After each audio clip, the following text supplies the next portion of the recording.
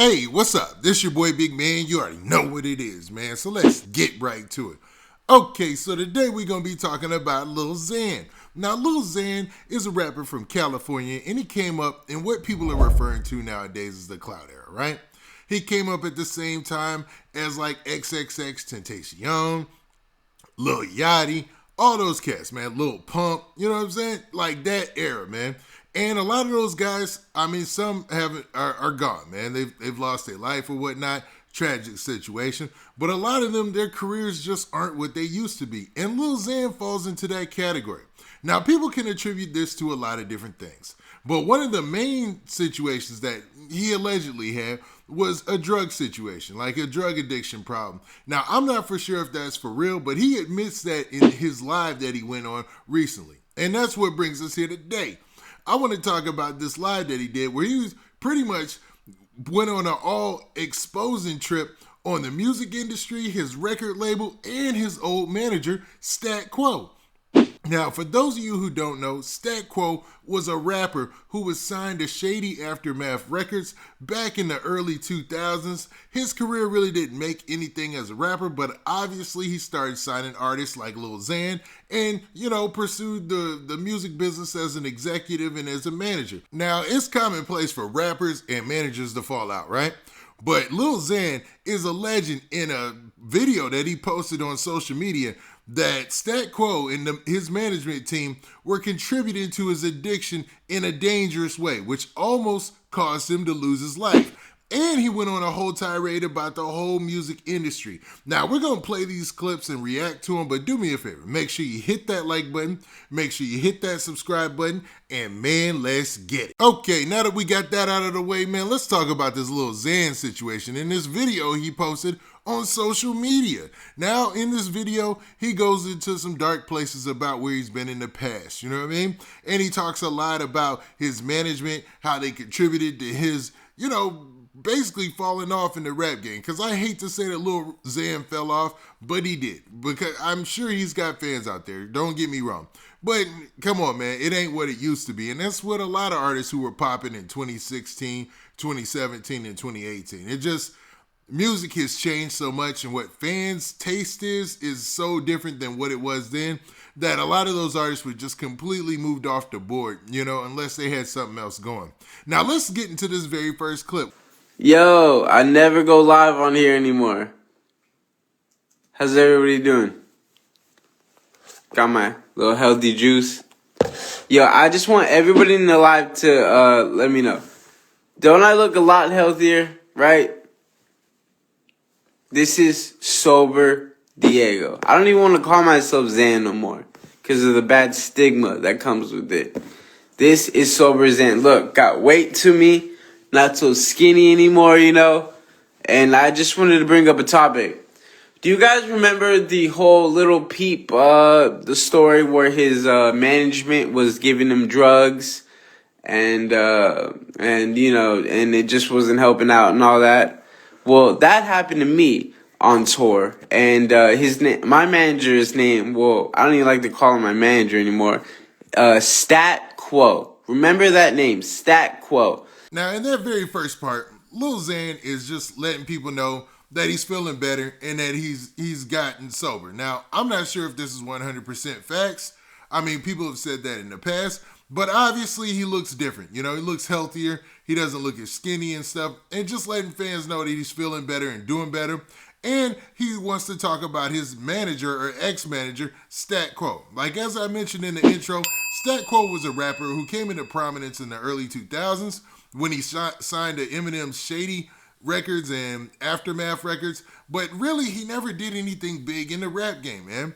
So obviously, moving over to being a manager and an executive is a smart play, but not if you're doing it the dirty way. And according to Lil Xan, that's what he's alleging. You know what I mean? Now let's check out this next part. Because when I was on tour through 2018 to 2000, the world tours with Nicki and Juice and all that, I was a drug addict back then, right? And my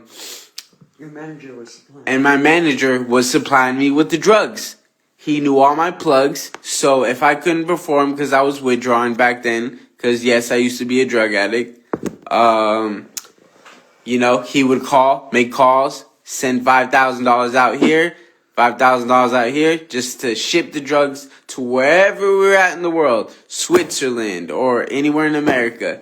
And he's gonna act like he didn't do that, hypocrite. And I'm really feeling like I should take him to court, right? Because that was the time I almost died from the drugs. I was so skinny, unhealthy. But his name is Stat Quo. Now, as you heard in that part, he's saying that Stat Quo was basically, sending him drugs no matter where he was in the world, no matter if he was on a world tour, no matter if he was domestic in the United States, and just to keep him active and keep him working on his shows and stuff like that. Now, I don't know how true this is. This could be all made up. I mean, I don't know.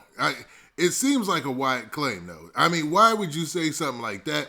And it sounds wild, too, man. It just doesn't make sense when I think about it, because I understand you want your artist to work, but eventually, at some point, there's going to be some type of crash there that you probably don't want to meet, especially when you're playing around with something as dangerous as drugs and stuff like that, right? Well, man, it looks like that Lil Xan wasn't done there. He wanted to elaborate on that some more. Also, he took my car away too. That I paid. That the majority of the money. How ironic. Peeps my cover too. And now he wants $30,000 of the remaining money to pay it off, which I paid literally. It's all my money in the car, and he won't give it to me. And that's not even the real reason. I almost died on tour multiple times from him supplying me drugs anytime I needed it, because I couldn't perform if I was withdrawing. And I've always wanted to make this case known. He is a terrible human being. He even had a doctor that gave him prescriptions. And yeah. It just sucks. The industry just sucks. And that's a big reason why I haven't dropped another album, is because it put such a bad taste after I got sober. It put such a bad taste in my mouth, like, to even want to make music, knowing how the industry is. They just want to keep you alive long enough to make their money. And if you die, even better for them. Even better for them, because guess what? It's easier to manage a dead artist than an alive one. And that's what sucks about the Juice WRLD situation, is because Juice was one of the most talented people, and now they have his whole catalog of music that did. And who knows if that's even what Juice's vision was. Like, you know what I mean? Shout out to Juice, one of the most amazing artists. Shout out X. X didn't die, obviously, from drug-related issues. But, it's just the same.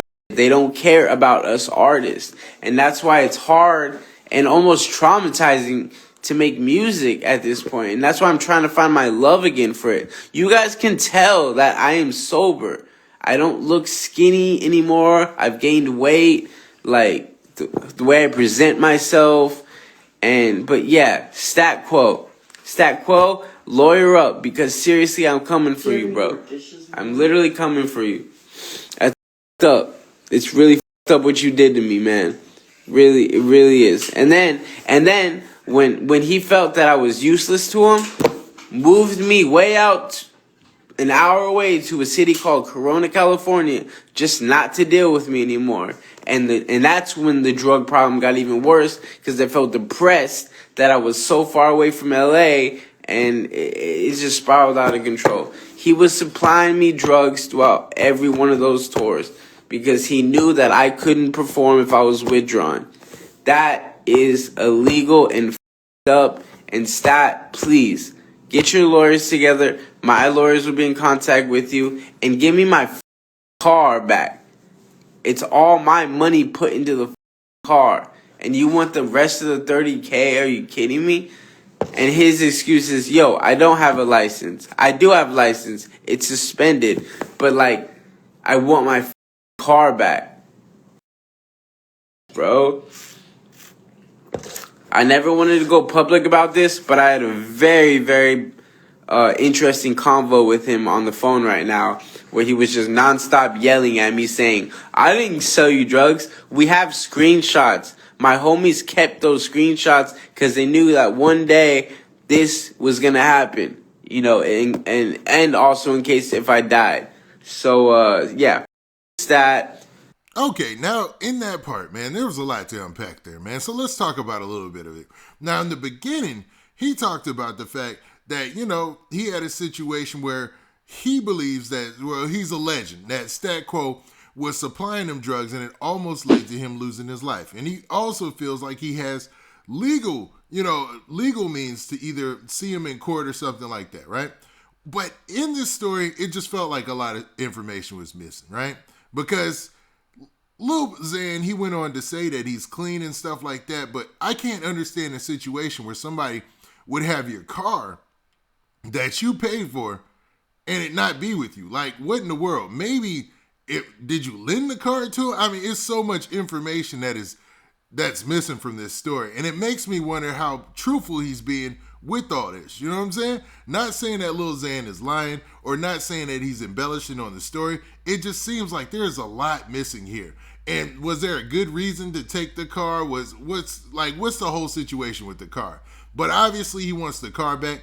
And in that part of the video, he talked about the music industry and talked about some artists that have been lost, like XXXTentacion, Juice WRLD, Lil Peep. Now, when you listen to him talk, it sounded like he was setting up for a lawsuit or gearing up for a lawsuit similar to what Lil Peep's mom did. Now, she had a lawsuit where she went at Lil Peep's management for allegedly, you know, supplying him with drugs. Something similar to what Lil Xan is saying right here.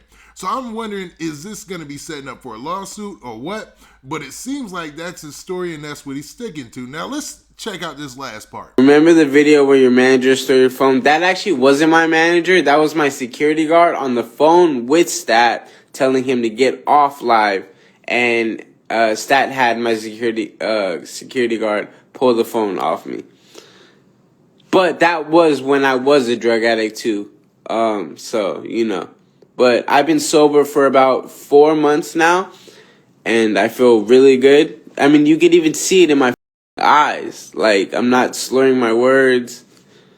It just sucks. And that's the real reason that I lost my love for music. And that's why I'm just starting to drop new music. Some of the best music. Some of the best music that I feel like I've been dropping too. Yeah.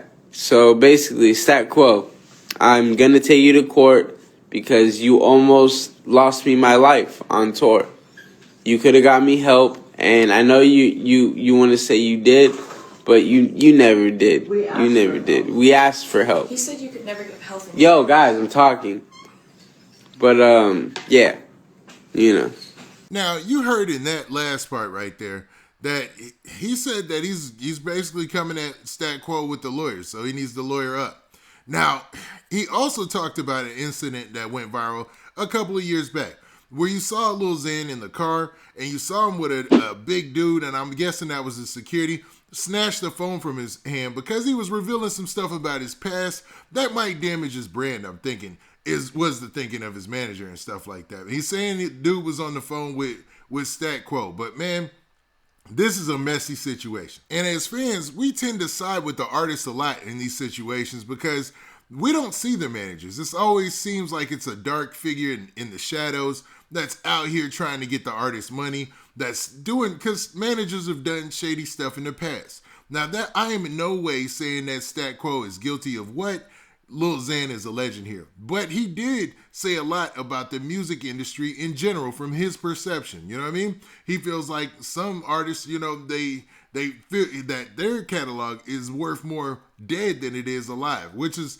a scary way to think about things. Now, the best thing he might have said through that whole video is that he's 4 months sober, and hopefully, if that is true, that he continues on that trend, because, you know, it's good to be healthy and work on music, Make sure that you're staying on your craft because you never know what turns next, man. You never know what the sound is gonna be next, and you never know what music is gonna go back to, man. Right now it's on some gangster stuff. People like the trap rappers and stuff like that, but that could all change tomorrow. You never know. Now with that, this been your boy. Well, hold up. What do you guys think about this? Do you think that Lil Xan is basically exposing the music industry and how some managers operate out here? Or do you feel like he's saying only his side of the story and possibly that he's just, making it sound worse than it really was? And maybe his team really wasn't as guilty or as bad as they were. And he's putting Stat Quo out there looking bad. You know what I'm saying? Now, with that, this has been your boy Big Man. Do me a favor. Make sure you hit that like button. Make sure you hit that subscribe button. And make sure you hit that notification bell. So that way you get a notification every time I drop this hot content. And we out of here. Peace.